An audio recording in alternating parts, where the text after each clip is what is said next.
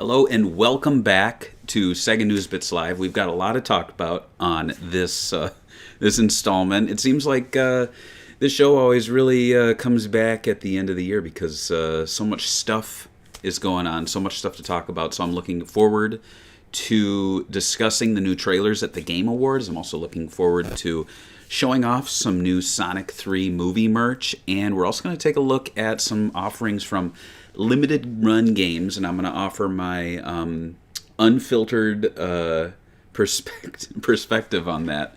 So I talked about show and tell. So, spoiler alert, Sonic Adventure 2 is a game that came out in 2001. They are making a game, or I should say they're making a movie called Sonic the Hedgehog 3. That movie is not based on Sonic 3, the Genesis game. It's based on Sonic Adventure 2, a game that came out, again, I'm saying this, 2001. That's a long time ago. This is 2024 as I record this. You can do the math. It's a long time ago. But this movie, Sonic 3, it's going to have a character named Shadow in it.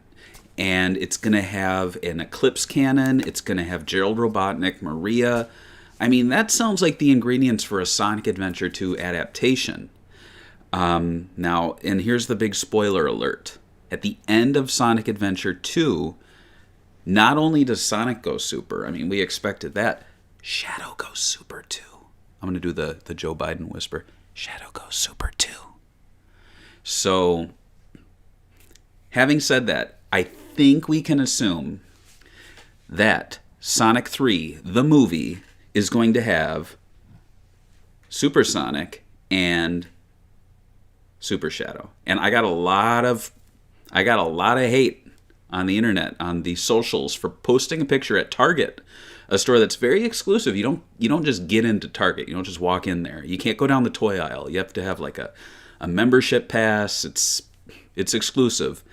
And you're not allowed to take pictures in Target, apparently. So I took a picture on a Target shelf, and they had these guys sitting there. It was crazy.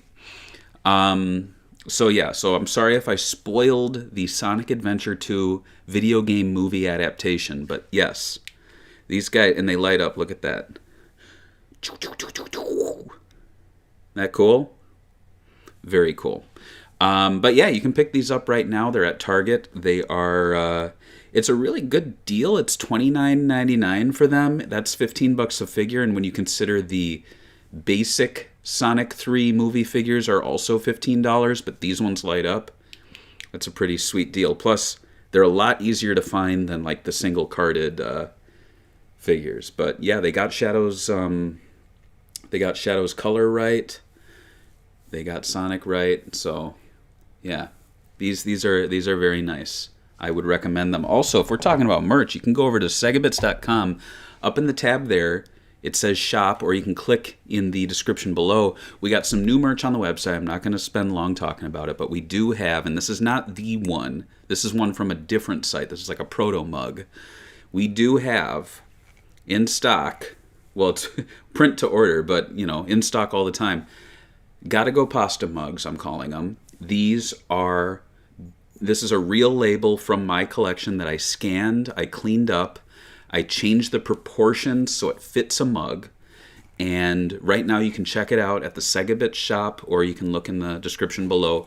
Pick these up. About 12 people have purchased them so far, and I love the idea of people having these, and it supports the site. It supports my efforts.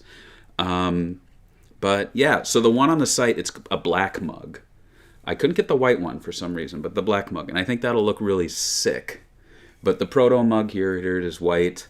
I think the image might be a little bit smaller on the black one, but still you're getting that whole image. Look at that. You even get the game piece form. So check that out. That's my advertisement. So let's get right into it. The Game Awards was...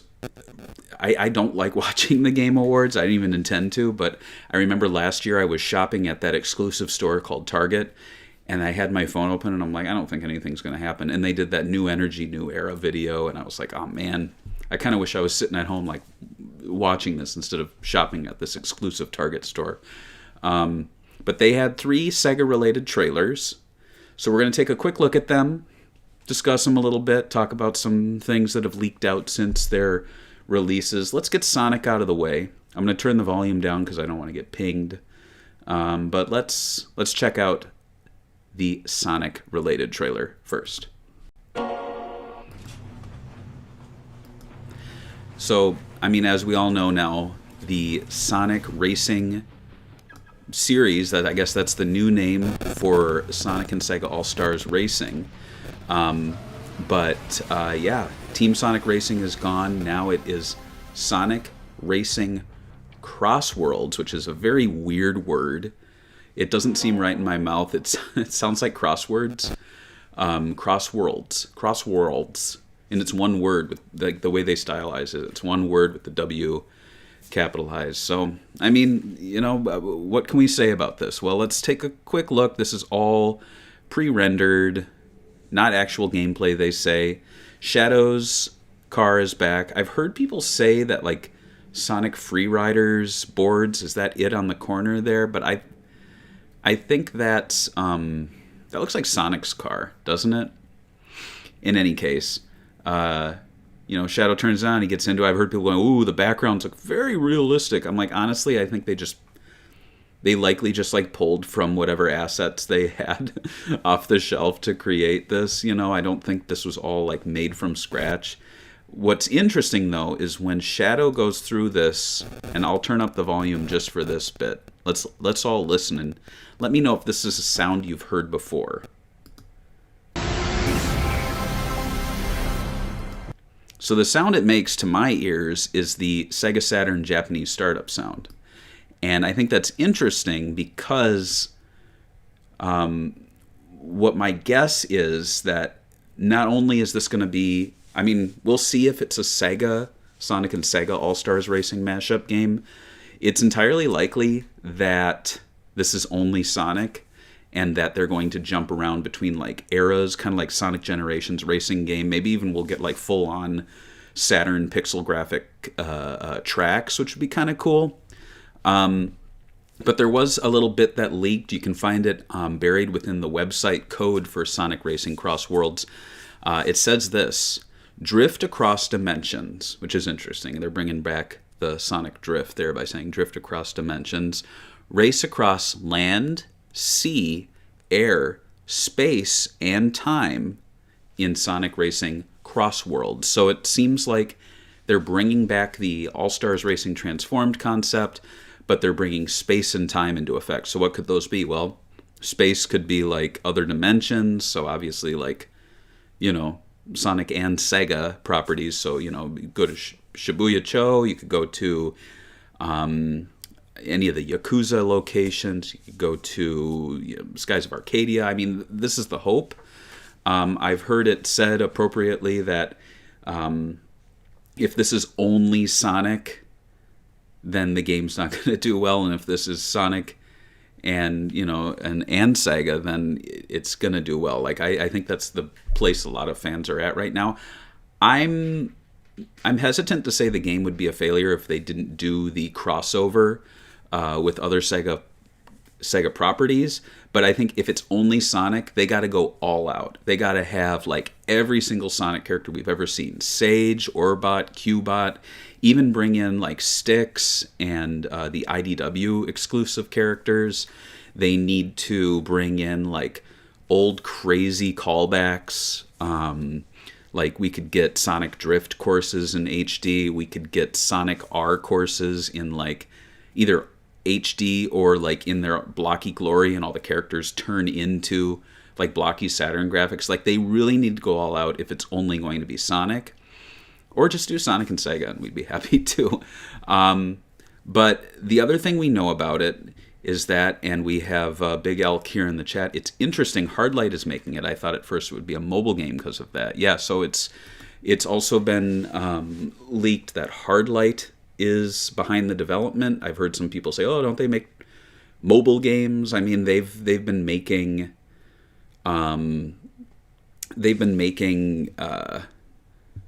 I guess you'd call them mobile games, smartphone or smart device games. AD in the chat here is saying Hardlight making it is misinfo, which sounds like a Sega insider has infiltrated our chat and is spreading their own misinformation. So I'm calling you out. No, I'm just kidding. I mean, that's possible too. This could be internal, this could be Sumo, this could be Hardlight. I've been hearing Hardlight, but could be wrong. Regardless, I'm interested to see where this goes. It's definitely releasing 2025. There's no way that they're going to push this out to 2026. My big thing is they got to support it with DLC for like years. Like, you know how Sonic Frontiers felt like a game that was releasing for 2 years? That was awesome. It made the game feel relevant. Sonic Racing Crossworlds. I want to call it Crosswords, but Chronic Pace Impactos needs to go on for like 3 years. They've got to have a long life behind this game with, you know, DLC and freebies. I think Sega's great at the freebies. They basically gave all that content out for Frontiers. So we'll see. The second trailer we're going to take a look at is Project Century. I don't really have much to say about that, but let's check it out.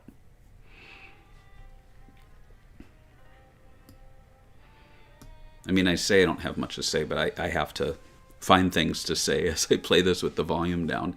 But when I first saw this, I mean, I didn't know what to think, because obviously they didn't flash the Sega logo up. They didn't flash the RGG Studio logo up right away. But I was looking at this and I was thinking, oh, okay, maybe this is our new Yakuza spin-off title. Like, maybe this is kind of like Kenzen, and I forgot the name of the other one. But, you know, as it goes on, you're not seeing Kazuma, you're not seeing any Yakuza logo. And as the game goes on, it's clear that it's a lot more violent than any Yakuza game we've seen. Like, and this isn't a Yakuza game. Like, characters bleed, characters get like chopped up, they get bruises, they lose teeth. Like, this is gritty. And then here it almost feels like a Resident Evil game. Like, it's like, wait, what is this game if not part of the Yakuza franchise? And that's where I'm, you know, and this is me speaking through the first time I watched it, and suspected that it was from RGG Studio. Yeah, it's weird. It's clearly not an actual location. Like, you look at this, like, I mean, granted, my history of 1915 Asia is not great. Like, I don't think Japan looked like this, did it? I don't think so. Maybe it did. I don't know. But it is very interesting. I like the little touch of, and I'm wondering if this will be in the game, like if you let your character idle, they start kind of dancing to background music. I think that would be kind of funny.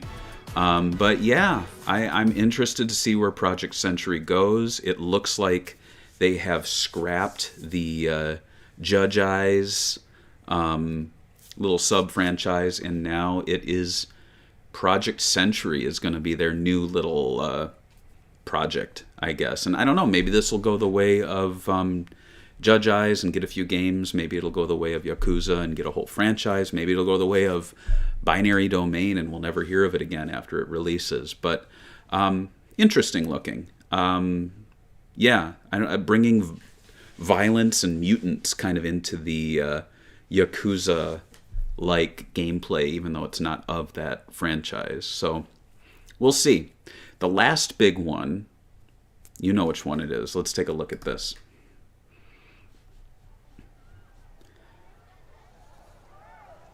So I'm not exactly sure at what point I realized this was what it was when I was watching the broadcast, but right now it kind of seemed like a lot of the games we were kind of seeing. Like, it even kind of looks like Project Century, interestingly.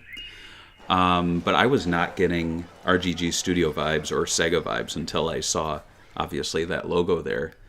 And then I was like, okay, well, maybe this is a new Yakuza game. Maybe it's another, new IP from the studio. But it was coming up here, this moment and that right there, that little move, and you really see it there, that I was like, oh, all right, Virtua Fighter's back. So yeah, that's when I was like, what is this? Ready? and and we got the reveal that yeah, Virtua Fighter is back. RGG Studio is fully developing it now, which is very interesting.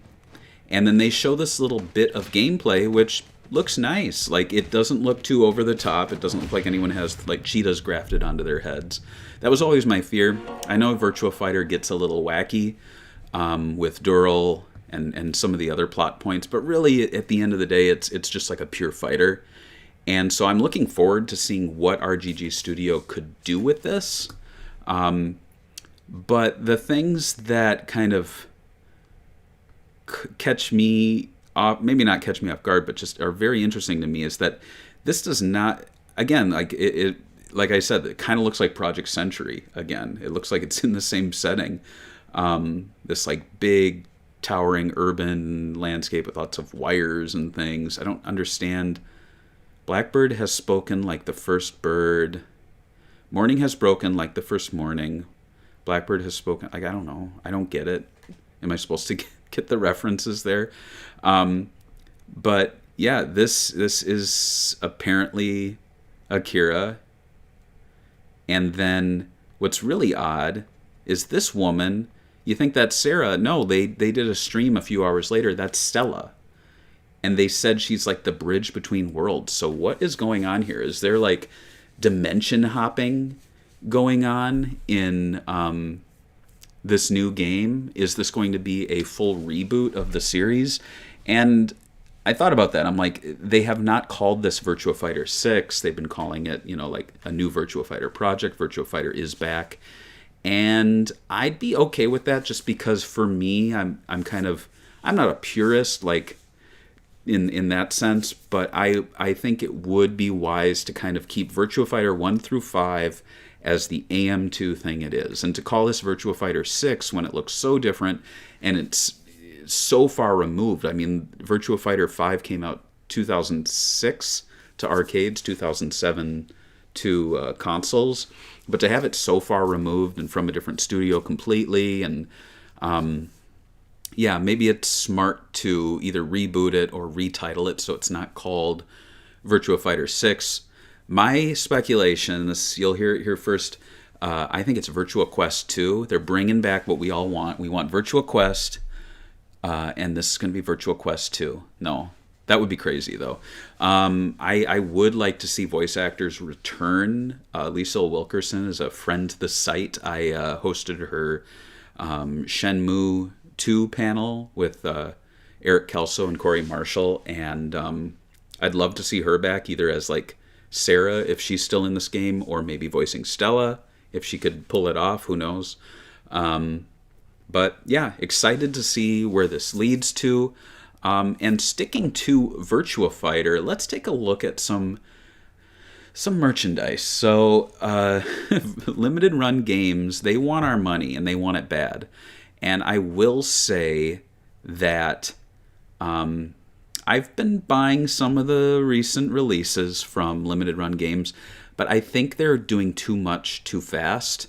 The fact that Yakuza is having these like reissues of the games that have just been out, but they're putting them in these like fancy boxes, and it's happening monthly, means that and you haven't even gotten them yet. You'll get them like 6 months from now. So there are some poor schlubs, and maybe you're in the chat right now, who are spending like close to $90 a month on these, and you don't even have the first one in hand. And they've already done Yakuza 0, Kiwami 1 and 2, and now 3 remastered, which is in this box form, or this. What I don't like about this is that, let's say you just learned about it. Well, I just missed Yakuza 0, 1, and 2. I'm not going to get the 3 Classic Edition because you're not offering all the other ones. So hopefully they bring everything back in stock, or they give everyone like the opportunity to buy them all again. But I think the rollout of this is really misguided. I think it's a little too money hungry. And I will say I do like these little standalone releases. The one thing I do like is that if you've been buying the Yakuza games in the past. They did 3, 4, and 5 in a remastered box. It looks cool, but I kind of like having the option here to get 3, and then I'm presuming 4 and 5 each on their own disc with their own case. But I don't know if it's worth me spending $100, close to $100, just to have like the same content in their own case on their own disc. So this is one I'm circling, but I'm not exactly sure if I would get it. But let's talk about the Akira in the Room. So they announced that they are releasing several Virtua Fighter configurations here. So the 2 games are Virtua Fighter 2 for Xbox, technically Xbox 360, but it's also playable on Xbox One and Xbox Series X, and then Virtua Fighter 5. And what's weird about the Virtua Fighter 2 is it's one of the games that they delisted. In fact, Sega delisted, if you watch the previous video, Sega News Bits we did, or if you check the website, segabits.com, we detailed all these games they delisted, and during the Game Awards, a lot of people were saying, hey, are they going to bring back these games? No, but what's really odd is that the first thing they do with these titles is they give it to Limited Run Games for a limited disc release, and it makes me fearful that in the next month we're going to see Jet Set Radio, and we're going to see Crazy Taxi, and we're going to see all of those, maybe even the, what are they, the Sega Vintage, whatever they were, those little collections that M2 did for Toe Jam and Earl and some other ones. Like, I'm really hoping that the reason they pulled them wasn't so that they could give more money to limited run games initiatives. And in the chat it was brought up, it would be interesting if the Virtua Fighter 2 Xbox disc worked in a 360. That would be interesting. But yeah, so I'm hoping that it just happened to happen that way, and it's not going to be a thing where we're going to see all those games that were delisted now turned into limited run games titles. But let's look at this one. So this is the Virtua Fighter 2 release. This game, like I said, is delisted now. I've had it for years. And look what, I mean, $65. You get the game on disc. That's cool. You get the classic box, which is all right. You get the coin. I'm not a big fan of the coin. Art cards look nice. Retro-styled long box. But man, $65 for just that doesn't seem too worth it to me. You take a look at the standard edition here, $35. I'll go for that for sure. I don't think I want the classic edition. It seems like a lot of paper and plastic and a coin that I'm never going to use. But yeah, that's interesting. But the one that really kind of caught my eye in all the wrong ways, and what should I do? I guess I'll just go to the big one here. So this is Virtua Fighter 5 Ultimate Showdown version 2. So this is the latest and greatest version of Virtua Fighter 5 with presumably all the DLC on disc. And it's funny because I own Virtua Fighter 5 online from 2007, is it? And I also own Virtua Fighter 5, like the European version for PlayStation 3. It was like I found it at a retro game store for like $5, and I thought, oh, this will be fun to have. And it's crazy that the time difference between that first version or earliest version to this is like 2007 to 2024. But here it is in all its, I guess, glory, $250. So first up, you get it in this like faux arcade cabinet box. That looks kind of cool, I guess. But here's what you get inside. So you get the game with reversible cover art, which makes it look like a 32X game, which I really appreciate. Certificate of authenticity, which like nothing's exciting about that for me. Like a little slip of paper telling me it's real. Like who's gonna fake this thing? The long box here, which I am a sucker for 32X. I think it's kind of a weird comparison to make, but whatever. That's cool. The soundtrack in a long box. I feel like I just bought this soundtrack. Maybe I'm wrong. Maybe I'm thinking of Virtua Fighter 3, but it seems like something I could easily pick up off of like Amazon Japan or something. The art book, they are always cagey with what is inside these art books. I don't I don't know how long it's going to be. I don't know what's going to be in it, so it's kind of a blind buy there. The commemorative coin, I'm not really feeling. And then the retro modern Akira statue, I actually quite like, but I will say I own, and they're on the shelf behind me, I own the Akira Virtua Fighter 1 action figure that they did. They have him and Sarah in the Player 1 and Player 2 variants. I don't think I have the black suit. Well, I do. Yeah, so I have a figure that looks exactly like that. And then the retro modern Akira, I think they did a figure not too long ago of him, but you can also get one from, I think it's Joyride Studios. So, I mean, it's a cool statue. I think that's the best part of this little box set. But again, these are like two characters that you can get in plastic elsewhere. But it's only available on PS4, but obviously backwards compatible, or forwards compatible, I should say. Wait, backwards compatible on PlayStation 5.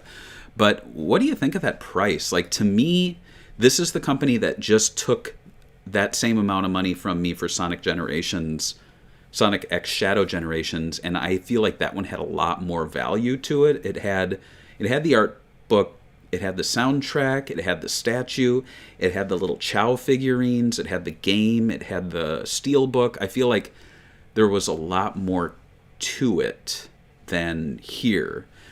And just $250 feels like a lot for it, considering it's a game that is like the last gasp of Virtua Fighter 5 before we get this new game coming out.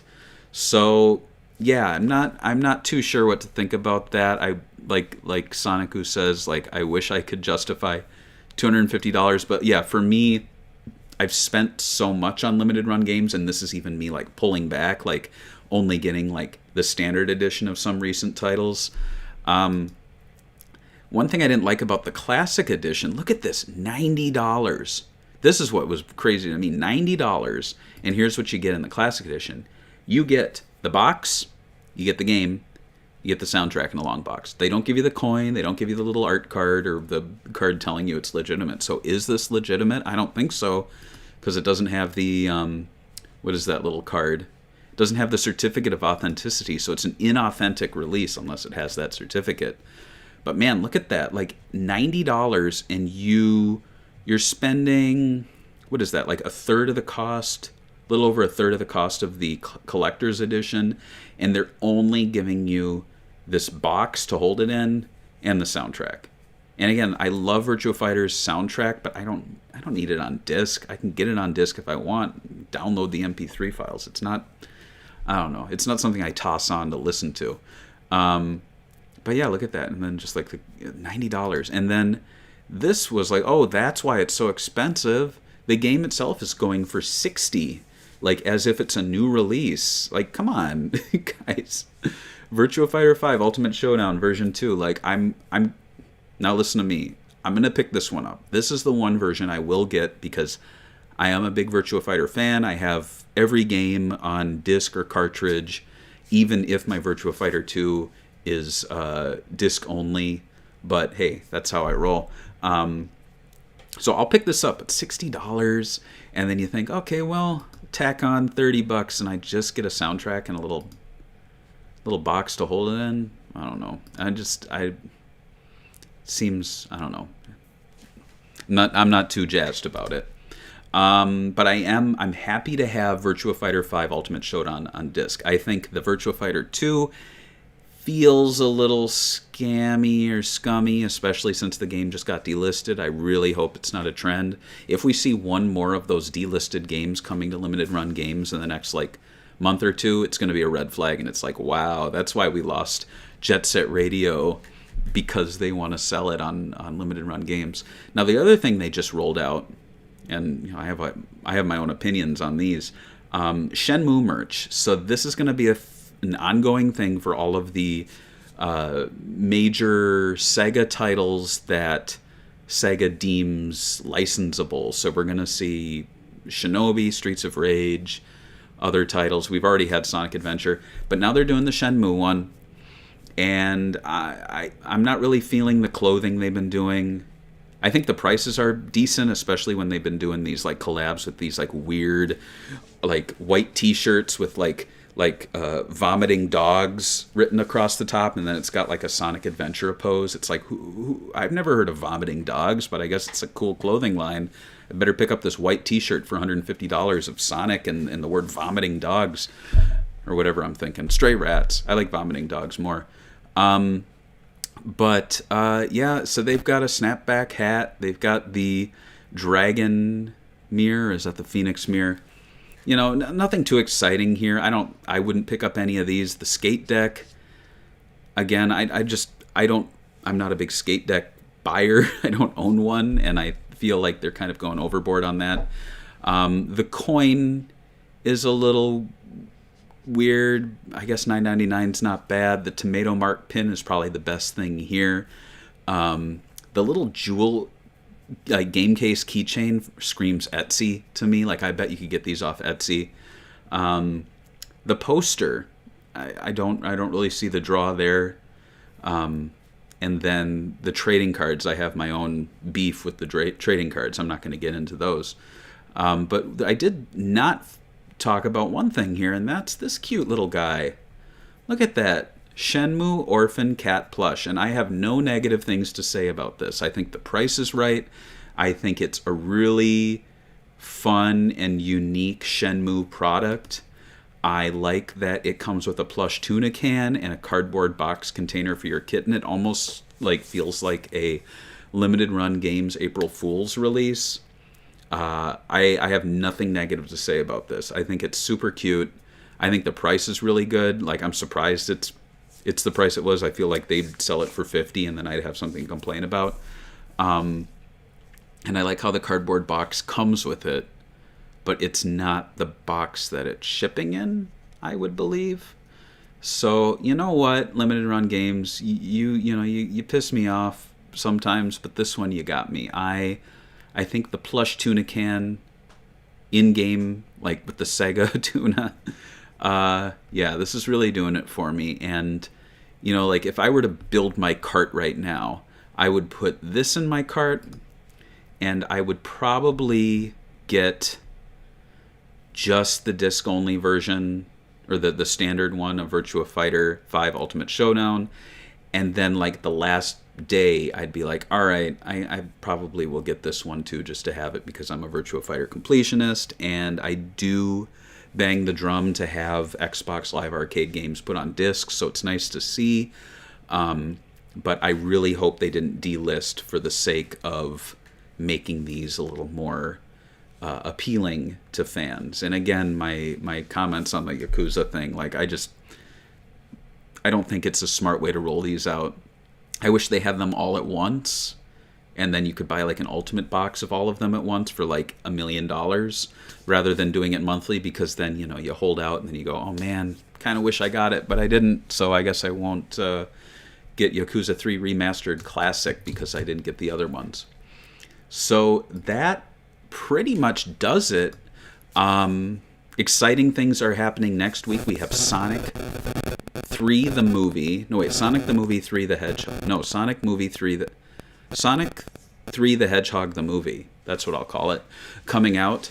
I don't know if anyone in the chat, anyone watching this live, is going to the fan event, but they have fan events going on, at least in America. I don't know if other countries are doing it.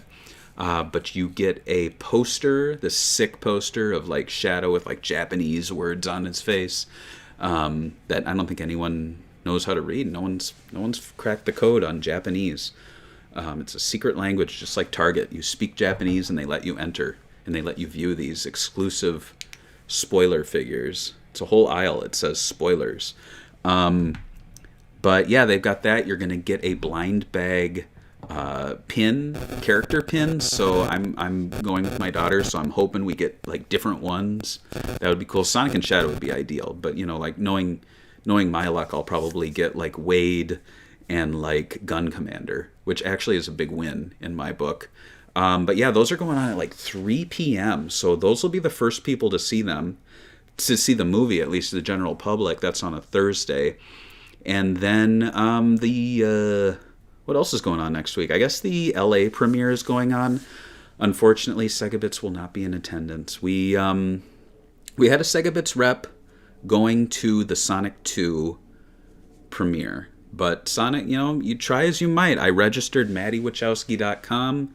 I played nice. I newsed everything, but I just didn't get that invite. I guess because I don't do those reactions. I mean, maybe if I like try to do one where I'm like, what's this? Bro. No. Whoa. What? No! Whoa! Oh my god! I can't do those. It actually hurt. Just getting excited hurt. Sorry if I hurt your stereo, your speakers. But yeah, so clip that, send it to Sega. Say this guy reacts to everything. He's a big hardcore Sonic fan. Look at all the shit he has behind him. But hey, you know what? I'll be there with the general public, the GP, checking it out. And actually, I think what is it? Johnny from Crush 40 is going to be watching it in like New Jersey, and he's like, "Here's the showtime. Come and hang out with me." And I was like, "Oh, I guess you didn't get the invite either." So hey, look at that. But yeah, exciting times. And then beyond that, do we have much other Sega stuff going on till the end of the year? Not really. I guess George and I are gonna reconvene for a Swing and Report show. We're gonna do a year-end. Our favorite and most disappointing games of 2024. Hopefully that'll happen before the end of the year, but if not, we'll do it those days just after the new year, and maybe we'll do a look ahead to what we've got. I really want to hear George's thoughts on Project Century and Virtua Fighter. I want to see if he knows about Stella. George has been kind of absent. We don't know. I don't know if he watches these. If he does, this is a little test to see if he's paying attention. But in any case, we've got a new Sega Talk that you can check out on Patreon right now. It's Blue Stinger, and I actually need to get around to posting the one before that, which is going to be going live. And I forgot what that one was. I don't remember what we talked about. Border Break. Yeah, so Border Break's going to be going out today. And then Blue Stinger is going to be going out in 2 weeks, or you can check it out right now. That's kind of our Christmas episode. And if you've played that game, you know what I'm talking about. But until then, that'll wrap things up for Sega News Bits Live. Maybe I'll jump back on next week. I think next Friday after the Sonic 3 movie, I'll do a little spoiler review show. But until then, thanks for playing, and we will see you next game.